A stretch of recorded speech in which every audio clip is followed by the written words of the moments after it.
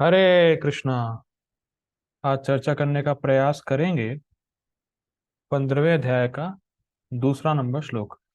तो हम लोगों ने 15वां अध्याय शुरू किया है और 15वें अध्याय के पहले श्लोक में हम लोगों ने देखा था कि इस संसार को एक उल्टे बरगद के पेड़ से उपमा दी जा रही है, जिसकी जड़ें ऊपर की तरफ हैं, शाखा नीचे की तरफ।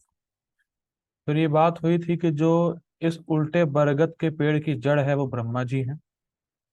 जो पत्तियां हैं वो वेदों में कर्म कांड के छंद हैं, जो कि इस पेड़ को और आकर्षित बना रहे हैं।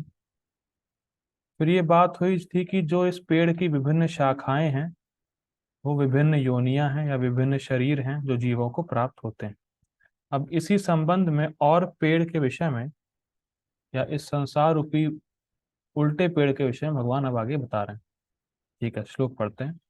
अधश्चोर्ध्वं प्रसृतास्तस्य शाखा गुणा प्रवृद्धा विषया प्रबालः अधश्च मूल्यानि अनुसन्ततानि कर्मानुबन्धीनि मनुष्यलोके अधश्चोर्ध्वं प्रसृतास्तस्य शाखा गुणा प्रवृद्धा विषया प्रबालः अधश्च मूल्यानि अनुसन्ततानि कर्मानुबन्धीनि मनुष्यलोके अधश्चोर्ध्वं प्रसृतास्तस्य शाखा गुणा प्रवृद्धा विषय प्रवालः अधश्च मूल्यान् अनुसन्ततानि कर्मानुबन्धीनि मनुष्यलोके। एक बार फिर मैं गाऊंगा। अधश्चोर्ध्वं प्रसृतास्तस्य शाखा गुणा प्रवृद्धा विषय प्रवालः अधश्च मूल्यान् अनुसन्ततानि कर्मानुबंधीनि मनुष्य लोके। देखिए, ये सारे श्लोक गाने में ही कितने अच्छे लगते हैं, क्योंकि ये भगवान का संगीत है। Song of Krishna. भगवान ने जो श्लोक बोले हैं वो केवल बोले नहीं हैं, भगवान भी गा के बोले हैं श्लोकों को। भगवान भी इन श्लोकों को गाए हैं। तो जब हम लोग गाते हैं तो उससे भगवान प्रसन्न होते हैं, और जब भगवान प्रसन्न होते हैं तो हमें अच्छा लगता है इन श्लोकों को गाने में। ठीक है, संस्कृत देखिए पहले। अध अधा ऊर्ध्वम, अधश्च ऊर्ध्वम मतलब अधा मतलब नीचे और ऊर्ध्वम मतलब ऊपर। तो नीचे और ऊपर प्रसिर प्रसृतास, प्रसृता। देखिए, आपने वो शब्द सुना है प्रसार। प्रसार करना, प्रसार मतलब फैलाना या फैला हुआ। तो अधोश्च ऊर्ध्वम प्रसृता, नीचे और ऊपर फैला हुआ है। अच्छा, क्या फैला हुआ है भाई? तस्य शाखा, इस उल्टे बरगद के पेड़ की शाखाएं नीचे और ऊपर फैली हुई हैं। ठीक है। अब प्रश्न ये आता है भाई, अगर पेड़ है तो पानी भी देना पड़ेगा पेड़ को। ये तो ऑब्वियस सी बात है। कोई भी पेड़ है, अगर उसको बनाए रखना है तो पानी भी देना पड़ेगा। तो इसीलिए कह रहे हैं गुणा प्रवृद्धा, मतलब ये जो प्रकृति के तीन गुण हैं ये उस बरगद के उल्टे पेड़ में जल का काम करते हैं। प्रकृति के तीन गुण जो होते हैं वो बरगद के पेड़ को, उल्टा जो बरगद का पेड़ है, उनकी शाखाओं को और मजबूत बनाते हैं। कैसे? देखिए, गुणों के द्वारा कैसे होता है, देखिए समझिए। गुणों के कार्य होते हैं, मतलब सतोगुण का कुछ कार्य होता है, रजोगुण का कुछ कार्य होता है, तमोगुण का कुछ कार्य होता है। ठीक है। तो जब हम गुणों से प्रेरित होकर कोई भी कार्य करते हैं, ठीक है, तो उससे क्या होता है, हम उस विशेष गुण का संग करते हैं। और फिर जब हम उस विशेष गुण के संग में अपने शरीर को छोड़ते हैं तो भगवान ने बताया था क्या होता है, उसको एक दोबारा शरीर प्राप्त होता है। आपको बात समझ में आ रही है? प्रकृति के तीन गुण हम पे कार्य करते हैं, हम किसी एक विशेष गुण के अनुसार कार्य करते हैं प्रेरित होकर। और जब हम उस प्रकार से कार्य करते हैं भौतिक शरीर से, तो हमें दोबारा भौतिक शरीर मिलता है। तो मतलब पहले जो कर्म किए हैं उस हिसाब से अब ये शरीर मिला है, और अब इस शरीर में जो कर्म करेंगे फिर शरीर मिलेगा। तो डिफॉल्ट मोड हमारा क्या है? हमारा डिफॉल्ट मोड होता है गुणों के अनुसार कार्य करना, क्योंकि हम गुणों का संग कर रहे हैं और हम पेड़ में बने हुए हैं। आप समझ रहे हैं? शाखा मतलब क्या था? शाखा मतलब था विभिन्न शरीर। तो गुणों के संग के द्वारा हम विभिन्न विभिन्न शरीर ले रहे हैं। तो शाखा को पोषित कर रहा है कि नहीं कर रहा है गुण? पता नहीं समझ पा रहे हैं, समझ पा रहे हैं? गुणों की वजह से हम इस जगत में बंधे हुए हैं और अलग अलग प्रकार के शरीर ले रहे हैं। तो जब गुण का प्रभाव है तभी तो शाखाएं हैं, तभी तो विभिन्न विभिन्न शरीर हैं। तो इसीलिए जो गुण है, प्रकृति के 3 गुण हैं, वो एक जल का काम करते हैं पेड़ को बनाए रखने के लिए। ये बात यहां बोली जा रही। ठीक है, अब देखिए, अधश्च ऊर्ध्वम प्रसृता तस्य शाखा गुणा प्रवृद्धा। गुणों के द्वारा प्रवृत्त मतलब मजबूत। तो गुणों के द्वारा शाखाएं मजबूत होती है जब पानी पड़ता है बरगद के पेड़ पे। अब विषय प्रवालहा। प्रवालहा का अर्थ होता है टहनियां। तो जो इंद्रिय विषय हैं वो इस बरगद के पेड़ की टहनी है। आप जानते हैं टहनी क्या होता है? जैसे जैसे लेट्स से मैं एक वृक्ष हूं, ठीक है, और ये जो मेरा हाथ है ये एक शाखा है। तो शाखा में जो आगे का भाग होता है उसको टहनियां बोलते हैं। जैसे जैसे ये वैसे मान लीजिए पूरी शाखा है यहाँ तक, और ये जो आगे जो आपको दिख रहा है ये उंगलियां टहनियां हो गई। ठीक है, तो जो इंद्रिय विषय हैं वो इस पेड़ की टहनियां हैं। और इंद्रिय विषय मतलब जो ज्ञान इंद्रियों के विषय हैं, रस रूप स्पर्श गंध इत्यादि जो 5 हैं। अब एक इंटरेस्टिंग बात है कि इंद्रिय विषयों को टहनी बोल क्यों रहे हैं? क्योंकि इनका सीधा संपर्क होता है इंद्रियों से, इसलिए। भाई शाखा क्या है? शरीर। और a body is made up of senses. ठीक है, और सेंसेस मतलब शाखा के डायरेक्ट संपर्क में टहनियां होती। अरे भाई मेरा हाथ है तो ये उंगलियां मेरे हाथ के डायरेक्ट संपर्क में है कि नहीं? इसीलिए इंद्रियों के इंद्रियों का इंद्रिय विषयों से डायरेक्ट संपर्क होता है। जैसे मैंने आंख से कोई सुंदर रूप देखा, डायरेक्ट संपर्क हुआ नहीं हुआ? आप क्लास सुन रहे हैं तो जो आप शब्द सुन रहे हैं उसका संपर्क डायरेक्ट कान से हो रहा है नहीं हो रहा है? हो रहा है, सिंपल सी बात है। तो शाखा का जो अग्र भाग है मतलब आगे का भाग भाग होता है उसको टहनी बोलते हैं, और वो डायरेक्ट शाखा के संपर्क में होता है। तो इंद्रियों के डायरेक्ट संपर्क में विषय होते हैं, इसीलिए उसको टहनी बोला जा रहा है। और इसी से जीव भोग प्राप्त करता है। भाई जब मैंने आंखों से कोई सुंदर वस्तु देखी तो मुझे एक अच्छा लगा ना, इसी को तो भोग कहते हैं। मैंने आंखों से कुछ भौतिक वस्तु देखी, भौतिक शब्द सुने, मुझे अच्छा लगा, मैं फिर दोबारा उस रूप को देखूंगा, उस शब्द को सुनूंगा। तो जीव इंद्रियों के माध्यम, इंद्रियों को जब इंद्रिय विषयों के संपर्क में जब इंद्रियां इंद्रिय विषयों के संपर्क में आता है तो जो जीव को सुख का अनुभव होता है उसी को भोग कहते हैं। जबकि वो सुख है नहीं, मन की अनुकूल वृत्ति, मन को अच्छा लगता है और जीवात्मा उसको सुख मानता है। जैसे मान लीजिए अभी बहुत गर्मी है, ठीक है, और मैं इस कमरे में चला दूं एसी, तो जिसको गर्मी लग रही है उसको तो कोई दिक्कत नहीं, उसके लिए मजे ही मजे हैं। जिसको बुखार है उसके लिए दुख है। तो क्या एसी दुख और सुख का कारण है क्या? नहीं। अगर बोला जाए एसी सुख का कारण है, तो अगर एसी को आप सुख का कारण बोल रहे हैं तो वो सबको सुख देना चाहिए ना, एसी को। पर बीमार आदमी को तो नहीं दे रहा सुख। लेकिन बीमार व्यक्ति है उसको एसी की हवा सहन नहीं, उसका मन उसको अलाउ नहीं कर रहा, मन उसको अच्छा नहीं मान रहा है तो जीव कहता नहीं, तो अच्छी बात नहीं, अच्छा नहीं, दुख हो रहा है। तो मन की अनुकूल और प्रतिकूल वृत्ति को जीव आत्मा सुख और दुख मानता है। जब इंद्रियां अपने इंद्रिय विषयों के संपर्क में आती तो मन को अच्छा लगता है, उसको जीवात्मा सुख मानता है। और जब इंद्रियों को इंद्रिय विषय नहीं मिलते हैं तो उसको दुख मानता है।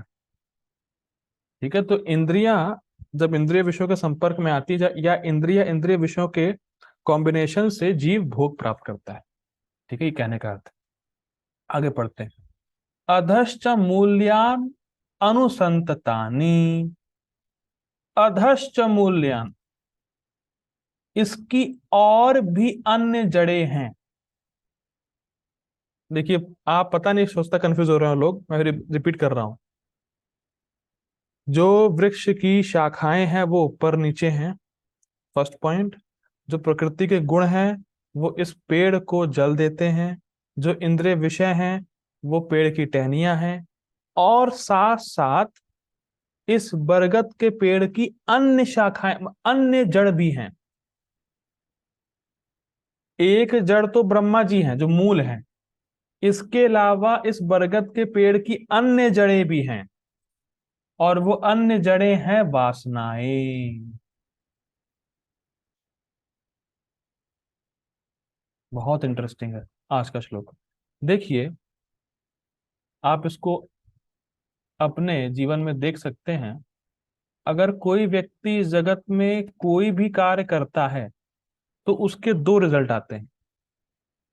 या तो उसको अच्छा लगेगा या तो उसको खराब लगेगा। आप कुछ भी करिए, आप कोई भी कार्य करिए, या तो उसको अच्छा लगेगा या तो उसको बुरा लगेगा। ठीक है, लेट्स से मैंने कोई कार्य किया जो मुझे अच्छा लगा। तो ये कार्य मुझे अच्छा क्यों लग रहा है? मुझे कैसे पता चला कि ये कार्य मुझे अच्छा लग रहा है? जब मैंने उसको किया, सिंपल। और जब मैं उसको करूंगा और मुझे अच्छा लगेगा तो मेरा उसके प्रति राग हो जाएगा। प्लीज इस लिंक को बना लीजिएगा, अपने नोट्स वगैरह में बहुत काम आएगा। जैसे मान लीजिए मैं कोई नए शहर में गया। ठीक है, मैंने कोई एक मिठाई की दुकान पे गया और एक कोई मिठाई खाई जो मैंने आज तक कभी नहीं खाई। ठीक है, मैंने खाई, मुझे अच्छा लगा। ठीक है, मुझे कैसे पता चला कि मुझे अच्छा लगा है? जब मैंने उसको खाया। और जब मुझे अच्छा लगा तो मेरा उसके प्रति राग हो गया। अरे ये तो बहुत जबरदस्त मिठाई है यार, एक और ले लेते हैं, पैक करा लेते हैं, घर पे खाएंगे, ऐसा होगा वैसा होगा, बड़ी जबरदस्त मिठाई है यार, रोज खाएंगे, हफ्ते में एक बार खाएंगे। तो राग हुआ नहीं हुआ? उसी प्रकार से कोई कार्य हमने किया जो हमें अच्छा नहीं लगा, उससे हम द्वेष कर लेते हैं। तो ये कार्य या कोई व्यक्ति कुछ भी हो सकता है, ये तो मैं खाली एग्जांपल दे रहा हूं। तो हमने कुछ किया, उससे दो रिजल्ट आए, या अच्छा लगा या बुरा लगा। उससे राग और द्वेष उत्पन्न हुआ। और जब राग और द्वेष उत्पन्न हुआ तो उससे वासनाओं का निर्माण हो गया। और यही वासनाएं दोबारा हमसे भौतिक कार्य कराने के लिए हमें प्रेरित करेगी। और हमें दोबारा शरीर मिलेगा। तो अब यही वासनाएं जड़ बन जाएंगी, क्योंकि अगली शाखा के लिए ये जड़ है। आप समझ पाए नहीं समझ पाए इसको? एक मूल जड़ है ब्रह्मा जी, उससे कई शाखाएं आई। ठीक है, कुछ उप शाखाएं हैं जो वासनाएं।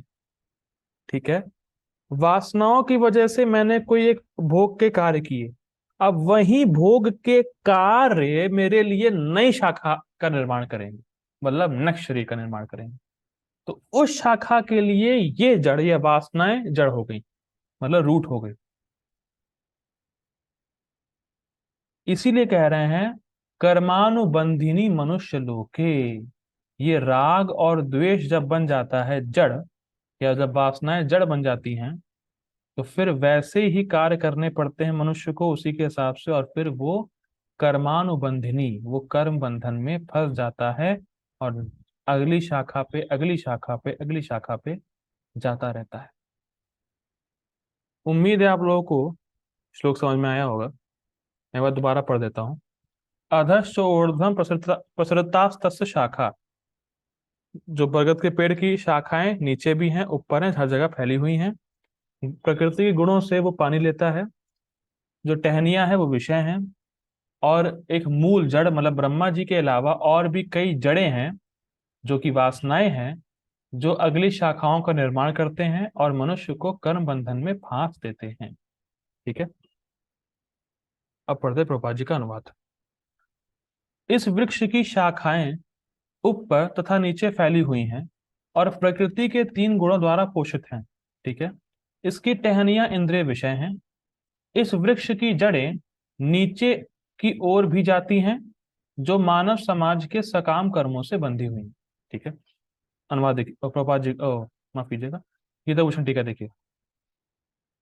साथ ही इस वृक्ष की शाखाएं भौतिक शरीर नीचे और ऊपर की ओर भी फैली हुई हैं।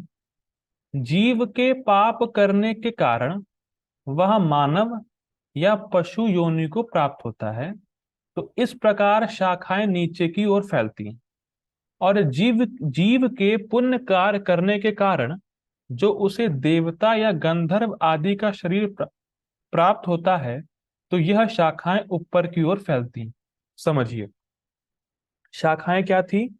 शरीर। अब ऊपर और नीचे शाखाएं क्यों फैली हैं? क्योंकि जब कोई व्यक्ति पुण्य करता है तो वो ऊपर जाता है, मतलब उसको देवता का शरीर मिलता है और अच्छा शरीर मिलता है भोग करने के लिए, तो वो शाखाएं ऊपर जाती।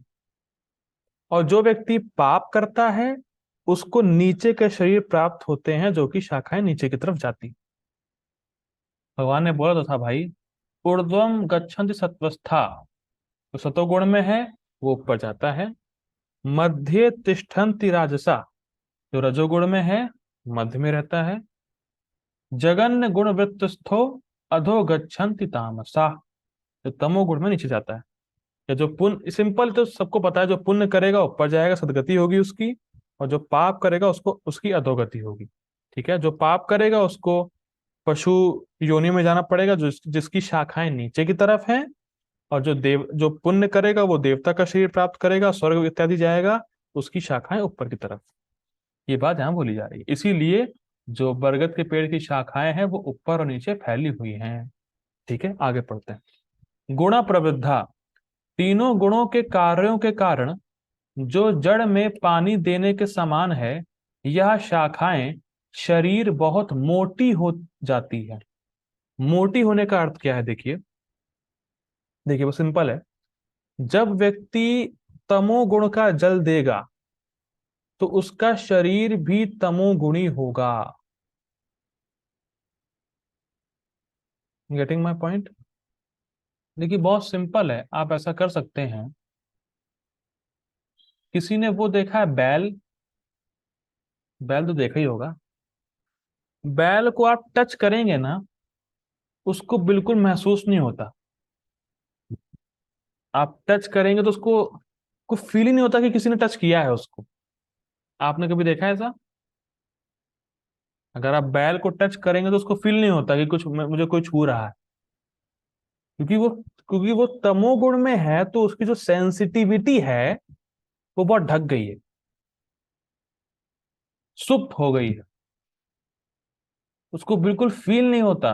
और जब तक उसको बहुत धकेला ना जाए, उसको बहुत मतलब तेजी से ना छुआ जाए। तो जिस प्रकार का हम जल देंगे, मतलब जिस प्रकार का हम संग करेंगे, हमारा शरीर वैसा हो जाता है।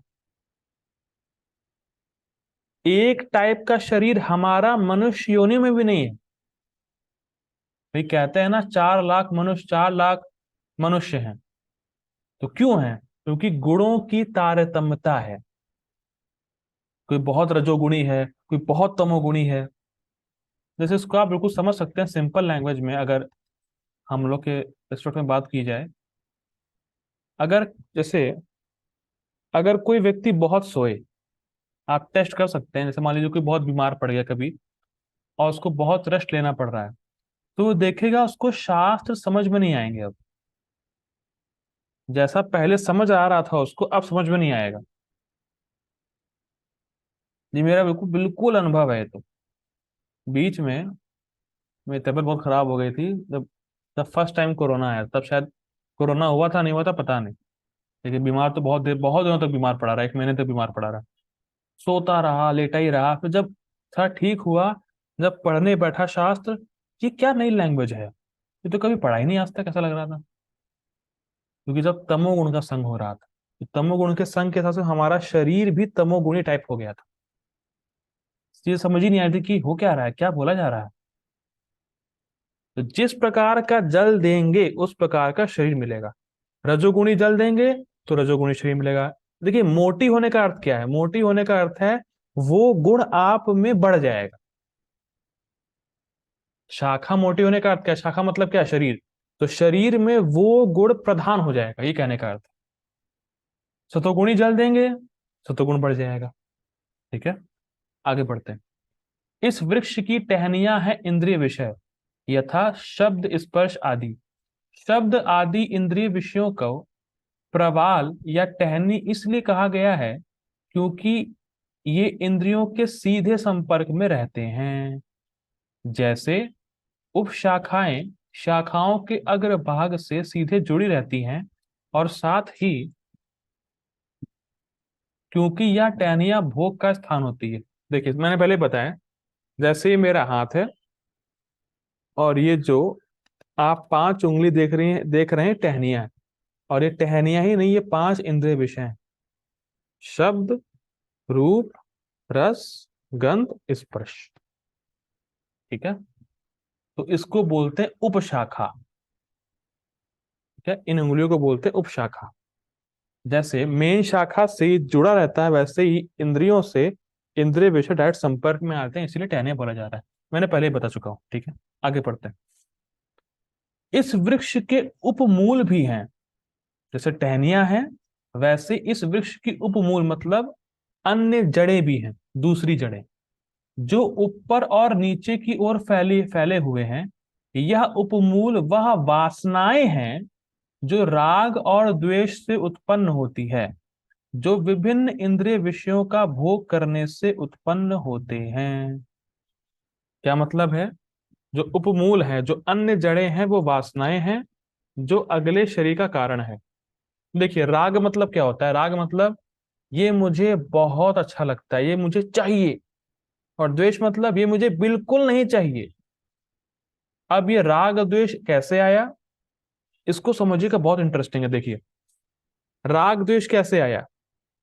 जब हमने कर्म किया तो हमें अच्छा लगा और अच्छा नहीं लगा, और अच्छा लगेगा तो हम दोबारा कार्य करेंगे, और जितना दोबारा कार्य करेंगे उतना राग बढ़ेगा, उतनी वासनाएं बढ़ेंगी, उतना पक्का है अगला शरीर मिलना। तो राग और द्वेष कहां से आया? भौतिक भोग करने से। और इस राग और द्वेष से जन्मती हैं वासनाएं। ठीक है, अब देखिए, बहुत सुंदर एक्सप्रेशन दे रहा है कि वासनाओं को जड़ क्यों बोल रहे हैं। देखिए, बहुत सुंदर है। वासनाओं को जड़ इसलिए कहा गया है क्योंकि यह मनुष्य की धर्म या अधर्म की प्रवृत्ति का कारण होती है। ये बहुत जबरदस्त है। मैं फिर रिपीट करूंगा।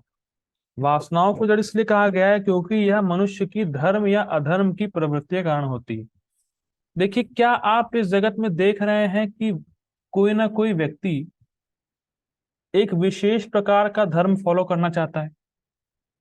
अगर आप उससे कहो कृष्ण भक्ति करिए, अरे भक्ति तो कुछ नहीं, हम इसको मानते हैं। आप उससे कहो आप कृष्ण भक्ति, अरे नहीं हम तो वो वाले को मानते हैं। तो सब कहाँ से आ रहा है? अगर देखा जाए, अगर सत्य कृष्ण भक्ति है, या शास्त्रों में कृष्ण भक्ति के बारे में बताया गया है, शास्त्रों का उद्देश्य कृष्ण को जानना है, तो लोग अलग अलग क्यों धारणा करे हुए हैं? नहीं हम तो इसको मानते हैं, हम उसको मानते हैं, वो ऐसा है वो ऐसा है। तो हर व्यक्ति एक विशेष प्रकार का धर्म फॉलो करना चाहता है, ये हम देख रहे हैं। और ये भी देख रहे हैं कि कोई ना कोई व्यक्ति एक विशेष टाइप का अधर्म भी करना चाहता है। हिंदुओं को उड़ा दो, मुस्लिमों को उड़ा दो, ये ऐसा कर दो, वैसा कर दो। या मांस खाओ, इलिसिट सेक्स करो, ऐसा करो वैसा करो। तो ये सब क्यों हो रहा है? वासनाओं की वजह से, इच्छाओं की वजह से। अगर इच्छा ही नहीं होगी तो करेगा क्यों व्यक्ति? और जब इच्छा के हिसाब से हम कार्य करेंगे फिर अगले शरीर का निर्माण होगा। तो बेसिकली कहने का मतलब क्या है? इस जड़ से एक नई शाखा का निर्माण हो रहा है, इसलिए जड़ बोल रहे हैं। मैं फिर रिपीट करूंगा, देखिए आगे पढ़ते हैं। मुख्य जड़ चतुर्मुखी ब्रह्मा जी हैं। मतलब मेन तो ब्रह्मा जी जड़ हैं, ठीक है, जो इस ब्रह्मांड के कारण हैं। और उपमूल यह वासनाएं हैं जो विशिष्ट कर्मों और शरीरों का कारण होती है। देखिए, तो ये होता क्या है? एक मूल शाखा। देखिए समझिए पहले, हो सकता है पेड़ की धारणा ना कर पा रहे हैं आप लोग बरगद के पेड़ की, लेकिन बरगद का पेड़ हम लोगों ने देखा था नैमिषारण्य में, अगर याद हो तो। बरगद का पेड़ बड़ा जबरदस्त बड़ा जबरदस्त पेड़ था वो। देखिए होता क्या है, देखिए समझिए। एक मूल शाखा रहती है, ठीक है, उससे एक तना निकला रहता है, तना मतलब से, जैसे एक रूट है, जड़ है, तना है, शाखा है, ठीक है। अब उस शाखाओं पे ही एक सेकेंडरी जड़ निकल आता है, और फिर उससे शाखा निकल आती है नीचे। पता नहीं, आप लोग सर्च कर लीजिएगा बरगद का पेड़, कोई डाल दीजिएगा फोटो व्हाट्सएप पे, ग्रुप पे। देखिए, जड़ है, तना है, शाखा है। अब उस शाखा, वही शाखा पे कहीं पे जड़ बन जाता है और उससे नई शाखा निकल आती है। पता समझ में आ रहा नहीं आ रहा? ठीक है। तो शाखा क्या था हमारा? शाखा था हमारा शरीर। अब समझिए, एक शाखा थी शरीर। तो शरीर से हमने कर्म किया, उस कर्म से वासना बनी, और वासना हमें नया शरीर दिलाएगी। तो ये है शाखा, मतलब शरीर जिससे हमने कर्म किया। उस शरीर में एक विशेष प्रकार की कर्म करने की वजह से वासना का निर्माण हुआ, जो कि एक जड़ हो गया। अब उससे अगला शरीर हमें मिलेगा जो कि एक नई शाखा है।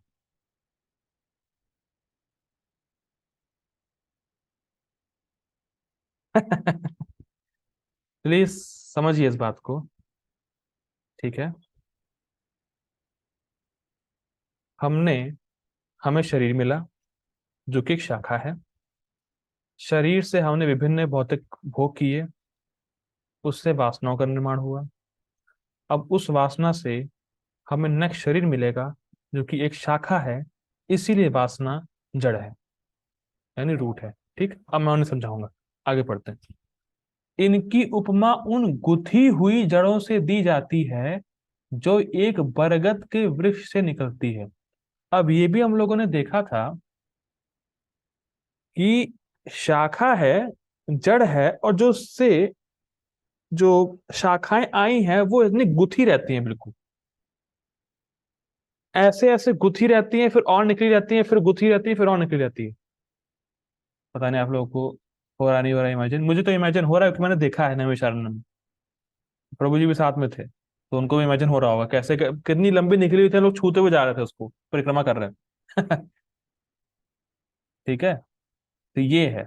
तो यहाँ पे क्यों बोल रहे हैं गुथी हुई? बहुत इंटरेस्टिंग है, बहुत रहस्यमय बात है। गुथी हुई क्यों बोल रहे हैं? देखिए, बरगद की उपजड़ें आपस में गुथी हुई होती हैं। अब यहाँ गुथी हुई क्यों बोल रहे हैं?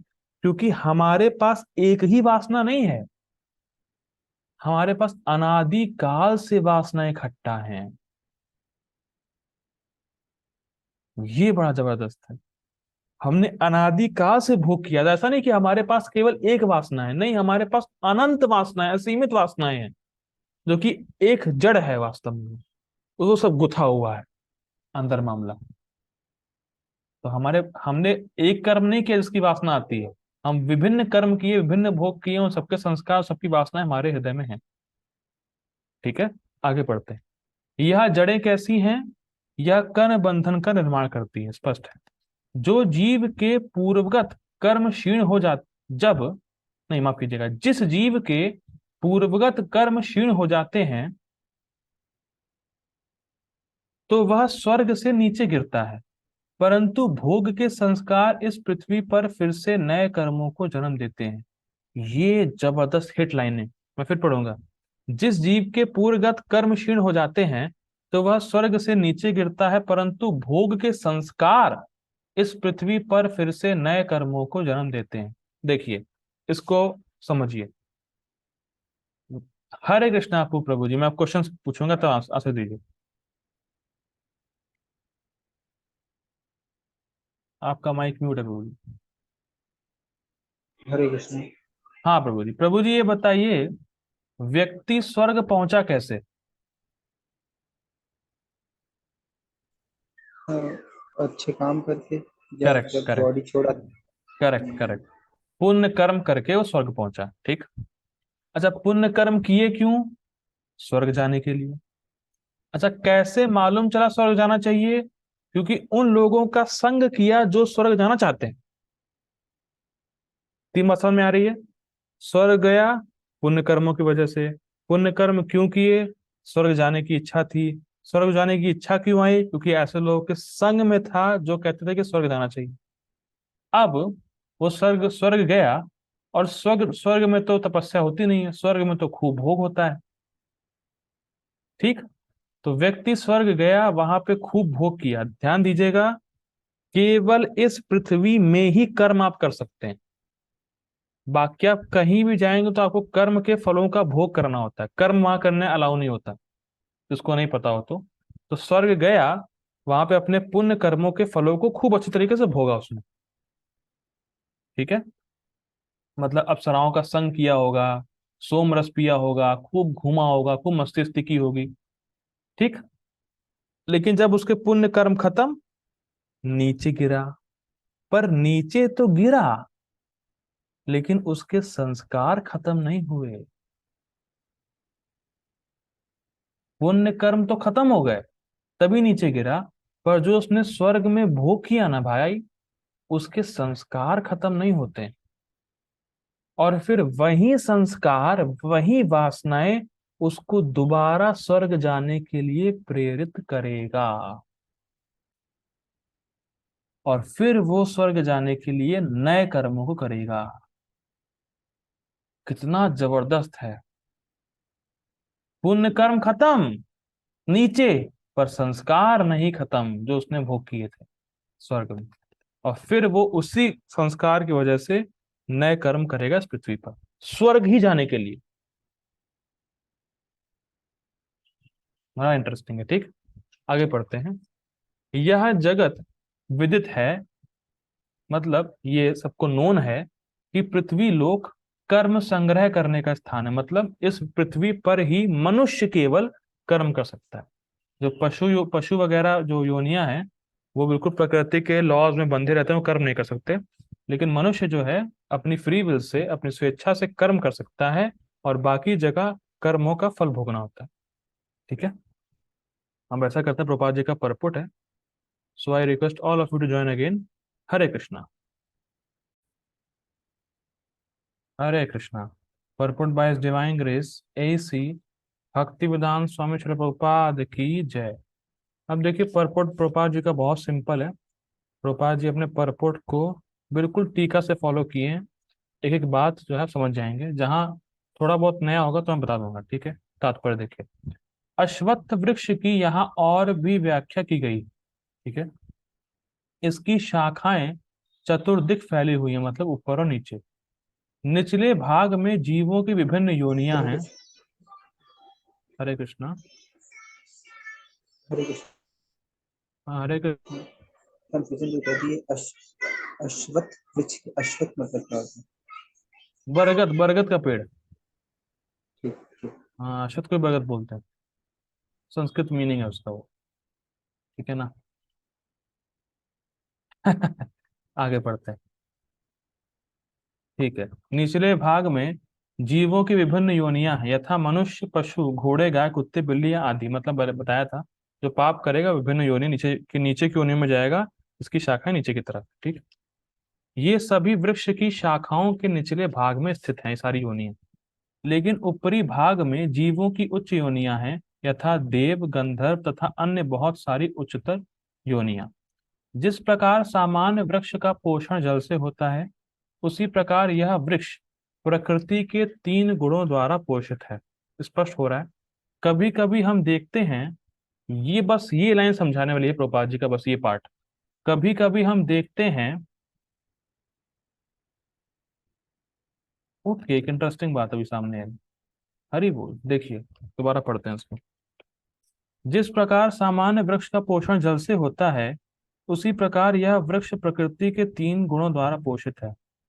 अब एक इंटरेस्टिंग बात है, अगर हम गुणों का संग ही ना करें, दिस मीन्स कि हम शाखा पर जल दे ही नहीं रहे, और जब जल देंगे नहीं, वो सूख जाएगा और हम मुक्त हो जाएंगे। लिंक समझ में आ रहा है? सागुणान समतित्तेतान ब्रह्म भूयाय कल्पते, 3 गुणों से ऊपर उठोगे तो ब्रह्म में स्थित होगे। तो जब हम गुणों का संग ही नहीं करेंगे, मतलब जब हम गुणों के अनुसार कार्य ही नहीं करेंगे, तो हम जल देंगे नहीं, और जब जल देंगे नहीं, पेड़ सूख जाएगा। ये बात अभी जस्ट आई। और एक तरीके से भी कह सकते हैं कि अगर हम किसी एक विशेष गुण का संग करते रहेंगे, तो उसका आधिक्य हमारी शाखा में हो जाएगा। दो बातें समझिए, अगर हम गुणों का संग नहीं करेंगे तो पानी नहीं देंगे, समाप्त। और अगर हम किसी एक विशेष गुण का संग करेंगे, तो वो गुण हमारे में आधिक्य हो जाएगा, मतलब हमारी शाखा मोटी हो जाएगी, जो हम लोगों ने टीका में पढ़ा था। ठीक है, आगे पढ़ते हैं। कभी कभी हम देखते हैं कि जल अभाव से कोई कोई भूखंड वीरान हो जाता है, तो कोई खंड लहलहाता है। इसी प्रकार जहां प्रकृति के किन्हीं विशेष गुणों का आनुपातिक आधिक्य होता है, वहां उसी के अनुरूप जीवों की योनियां प्रकट होती। इसको समझिए, देखिए। जैसे राजस्थान में पानी की बहुत कमी है, मतलब पानी कम है विशेष, मतलब वहां पे। और मुंबई में जब बारिश होती तो बिल्कुल बाढ़ आ जाती है, पानी की लहर आ जाती। तो प्रभुपाद जी यहाँ यही कह रहे हैं कि एक विशेष शाखा है, उसमें एक विशेष योनियां हैं, उसमें किसी एक विशेष गुण का आनुपातिक आधिक्य है। जैसे कोई एक विशेष योनि है, तो उस विशेष योनि में जो गुणों का प्रोपोर्शन है, वो अलग होगा। जैसे किसी योनि में तमोगुण बहुत ज्यादा होगा, किसी योनियों में सतोगुण बहुत ज्यादा होगा, किसी योनि में रजोगुण बहुत ज्यादा होगा। जैसे देवता योनि है, तो देवता योनि में सतोगुण ज्यादा होता है, मनुष्यों में रजोगुण ज्यादा होता है, और पशु योनि में तमोगुण ज्यादा होता है। तो एक विशेष योनि में एक विशेष प्रकार का गुण ज्यादा होता है, इसीलिए विभिन्न विभिन्न योनियां हैं,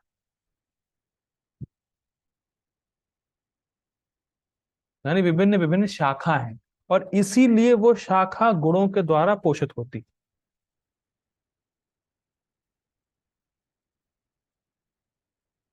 समझ में आ रहा होगा? सिंपल लैंग्वेज में कहें तो, अगर हर योनियों में गुणों का प्रोपोर्शनेट अलग अलग होता है। सिंपल कहने की बात ये पापा जी ये बता रहा है। आगे पढ़ते हैं। वृक्ष की टहनियां इंद्रिय विषय हैं, ये जानते हैं हम लोग। विभिन्न गुणों के विकास से हम विभिन्न इंद्रिय विषयों का भोग करते हैं।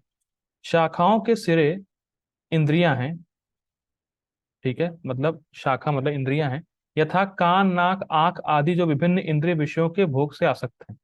टहनियां शब्द रूप स्पर्श आदि इंद्रिय विषय हैं, ठीक। सहायक जड़ें राग तथा द्वेष है। ये पढ़ा नहीं पढ़ा? जो उप जड़ें हैं वो राग और द्वेष है, मतलब बेसिकली वासनाएं, ठीक। जो विभिन्न प्रकार के कष्ट तथा इंद्रिय भोग के विभिन्न रूप हैं। स्पष्ट है, राग और द्वेष होगा तो कष्ट होगा, फिर इंद्रिय भोग करेंगे, दुख होगा, फिर नेक्स्ट शरीर मिलेगा, ठीक। अब देखिए प्रभुपाद जी सेम फॉलो कर रहे हैं। धर्म अधर्म की प्रवृत्तियां इन्हीं गौण जड़ों से उत्पन्न हुई मानी जाती है। ये देखा था नहीं देखा था कि वासना से ही धर्म और अधर्म की प्रवृत्ति होती है, ठीक है, जो चारों दिशाओं में फैली है, ठीक है, जो उपजड़ें, ठीक। वास्तविक जड़ तो ब्रह्म लोक में है, किंतु अन्य जड़ें मर्त लोक में है। जब मनुष्य उच्च लोकों के पुण्य कर्मों का फल भोग चुका होता है, तो वह इस धरा पर उतरता है, बिल्कुल टीका से फॉलो किया है, ठीक है। और उन्नति के लिए सकाम कर्मों का नवीनीकरण करता है। क्यों करता है? क्योंकि जब वो नीचे गिरता है तो भोग के संस्कार के साथ गिरता है, उसके संस्कार नहीं खत्म होते, ठीक है। यह मनुष्य लोक कर्म क्षेत्र माना जाता है। जैसी एंडिंग टीका में है वैसी एंडिंग प्रभुपाद जी के परपोर्ट में। क्या जबरदस्त प्रभुपाद जी ने एज फॉलो किया है गीता भूषण टीका के श्लोक में।